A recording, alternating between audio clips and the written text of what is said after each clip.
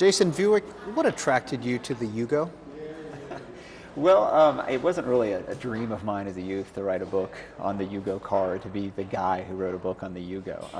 I'm of Yugoslav descent, first and foremost, and I was always interested as a kid in those rare moments in which Yugoslavia entered the American consciousness, which was almost never. In 1980, Tito died, the dictator of Yugoslavia. I remember that. The Sarajevo Olympics in 1984. And then Vlade Divac, the basketball player, came and replaced Kareem Abdul-Jabbar, Monica Seles maybe, but for the most part, Americans never really knew anything about Yugoslavia, except for the Yugo. You know, prior to the war, the #1 most recognizable object or artifact of any kind from Yugoslavia was this car. So I wanted to know why that was. I was also a bit tired of wars on conflict and violence and failed states, and there's some incredible books on the Yugoslav conflict and the breakup of Yugoslavia, but I just wanted to write something lighter with a more popular appeal. And the Yugo story is far deeper than I thought of just simply writing a history of a production model of a car. When was the Yugo produced and why? The Yugo was actually, it's a dated Fiat. It's a Fiat hybrid of two models, the Fiat 127 and the Fiat 128. The engine's from the 60s, the body design's from the 70s. And it was licensed as dated technology to a factory in Serbia, in communist Yugoslavia. It was never meant to be exported to the United States. It was really never meant to be exported to developed first world countries. It was simply a communist car, a basic transportation at a basic price. The Yugoslavs licensed the car from Fiat, began production in 1980, so the car came to America in 1985, and at that time it was probably already 15 years out of date, the day it came to America. Who had the bright idea of importing these? Well, it was a man named Malcolm Bricklin. Bricklin is a great story. He's an entrepreneur, one of the most famous car entrepreneurs ever. He's been called a serial entrepreneur in business school textbooks, and he has this phenomenal ability to get people excited, to bring products to market, to do things that no one can believe he'll ever do, to gather investors. He literally loves the chase. I never saw him as someone who was trying to really make money or steal money or con anyone. He was simply trying to make his next venture work. He founded Subaru of America, sold out for $150,000, moved on to a car from Canada that he imported that was a total disaster. He's great on the front end, poor on the follow through, and he's had a string of bankruptcies and financial disasters behind him, but in a way he's kind of like Teflon Don, and he moved on to his next project and his next project until he came to the Yugo. And really, I want to insist in my book that the Yugo was another Bricklin project. It wasn't just, it can't be seen in a vacuum or simply looked at as a car that came to America. It was another Bricklin venture in a long line of Bricklin ventures that still goes on to this day. He tried to bring over Chinese cars in the 2000s. He's still alive? He's still alive, and he was successful with Yugo, I have to say that. He sold out for about $5 million. So as much as we tease about this car, he was a very successful man. How many Yugos were sold in the States? This is what's amazing about the story, and why I wanted to look into it, is that they sold 150,000 cars in 7 years. It was the fastest selling first-year European import in U.S. history. Why? More than Mercedes, more than BMW. Why? Well, I'll come to that. And what I wanted to know was if Americans bought 150,000, which is a lot of cars, but over that same period, we bought 70 million cars. So why is the Yugo so universally known and scorned when most Americans have never driven one? Never saw one even when it came out. What was it about the car? Because the numbers, it's not the Edsel. The numbers are so tiny, minuscule numbers. So what is the lasting reason? What is behind this? Which is what I wanted to look into. And what is behind this? Well, I think a couple things. One was the mania in the beginning. Malcolm Bricklin is a story. Bricklin has had these successes and failures, so when he was bringing the car over, it was a communist car in Reagan's America. A communist car, that's news.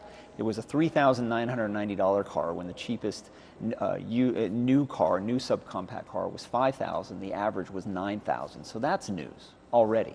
But then Bricklin is a master at using the media to his advantage, just getting the word out. And the press, through the summer, before anyone had ever seen the car or driven the car, they received about $20 million in free publicity through the summer of 1985. The Yugo led off all 3 nightly news programs. It was on CNN. It was in virtually every magazine in the country before it ever really hit the market. And so when the Yugo came out, it really was a fad. It was a Yugo mania, Associated Press called it. They sold 1,050 cars on day 1. They sold pretty much every car they imported through the fall of 1985. People were ordering Yugos sight unseen. There were lines at some dealerships 10 deep. It really was a fad. But I think like all fads, what goes up must come down, especially with this early press. People loved the car. They wanted to see the car. They wanted to drive the car. And then Consumer Reports got a hold of it. And Consumer Reports is still a very powerful publication, but in the 80s, most people remember, this is what you read before you bought a product. And if Consumer Reports panned a product, companies often went bankrupt. I mean, it was very powerful. And in January of 1986, in the February edition of Consumer Reports, they panned the Yugo and wrote the last line that it was, I'm paraphrasing, that it was better to buy a good used car than a new Yugo. And that alone set off a spate of literally hundreds of newspaper articles in every paper in the country saying, Yugo panned by Consumer Reports. And so what quickly went up came down like an 8-ball, and it was quite remarkable. Of those 150,000 that were sold, how many are still on the road?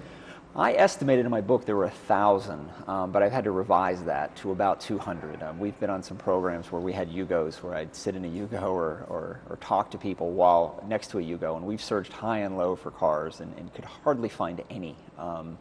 And it's remarkable, who still has them. We found a man in Delaware, a very nice man, brought a car. We found another guy in Jersey. We had to tow the car up to get it to the show. There are some connoisseurs, some people who keep these cars going. The basic technology wasn't bad. It's a Fiat model. People who own them swear by them. But you have to be able to fix a car. You have to be able to tinker with cars. And overall, the problem was just the manufacturing. The quality was low. The car wasn't put together very well. And that's the basic thing. There was nothing catastrophically wrong with the Yugo. There were no major recalls. There was a small one in the beginning, but it was just that stuff didn't fit right. It wasn't manufactured well on an assembly line in a communist country. Tell us about the factory. The factory is pretty fascinating. It was an armaments plant in southern Serbia from the 1850s.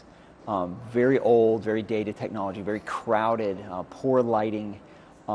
People who actually went there, one man from Ward's Auto World, a magazine, went there to do a report on East European manufacturing, and they said Osho would have a field day here, just walking around the plant.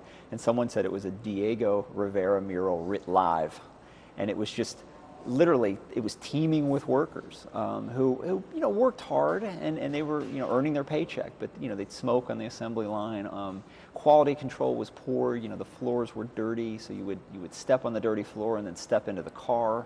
Oftentimes, one of the men I interviewed, American, went over and saw fenders and door panels coming out of the oven down onto the assembly line to be assembled with dents in them. And so it was just poor quality control that really doomed the car from the beginning.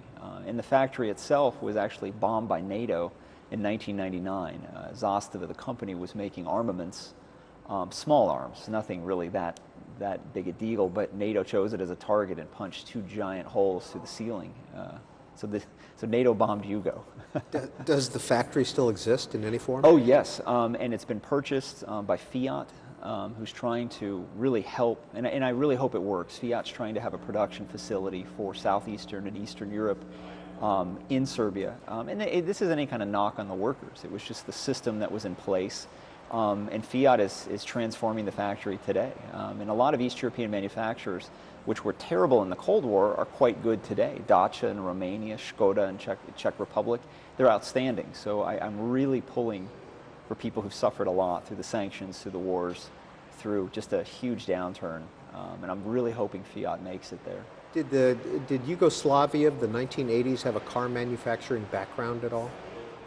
Not really. Zastava was really the only game in town. There were a few other places that assembled cars here and there, but 95% of cars from Yugoslavia came from Zastava. And like all developing countries, cars are very expensive.